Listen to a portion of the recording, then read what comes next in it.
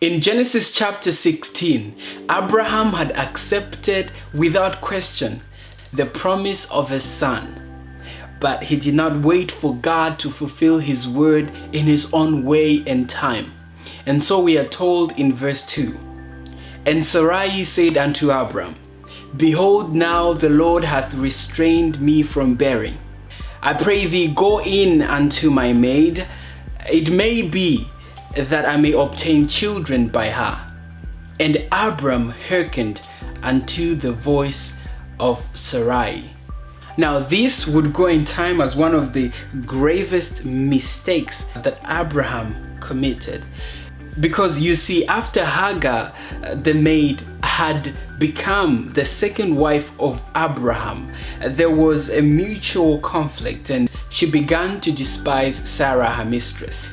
And so we are told that Sarai dealt so hard with her to the point where she had to flee from her presence. By the way, the name Haga means one who flees, and it was probably given to her after this incident. But when she goes into the wilderness, there she meets the angel of the Lord, and the angel of the Lord said unto her, "Behold, thou art with child, and thou shalt have a son, and thou shalt call his name Ishmael, for the Lord hath hearkened unto thy affliction." Verse 10 says, "I will multiply thy seed exceedingly, that it shall not be numbered for multitude." And so this is showing us how God uses our mistakes, because we see that God is using a mistake of Abraham. Hagar goes back to Sarai, her mistress.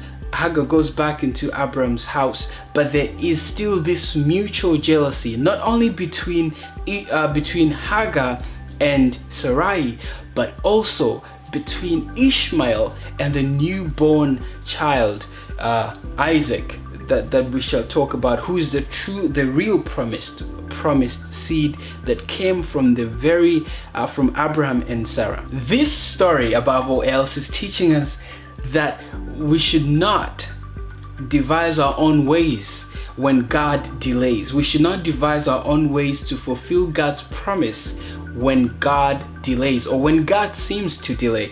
The truth of the matter is, if God is not texting you, it's because he is testing you. And we learn that God intentionally delayed the promise of the son to test Abraham's faith, to build Abraham's faith. He waited for 10 years. Friend, how long have you been waiting? This story not only speaks day-to-day life, but it also speaks on a larger scale to the Son whom we are waiting, the Son of God that we are waiting for. And God is calling us to be patient and to wait for him as he builds our faith like he did that of Abraham. And I'm reminded of a verse found in Lamentations chapter 3 verse 25, which says, "The Lord is good to those that wait on him, to the soul that seeks him."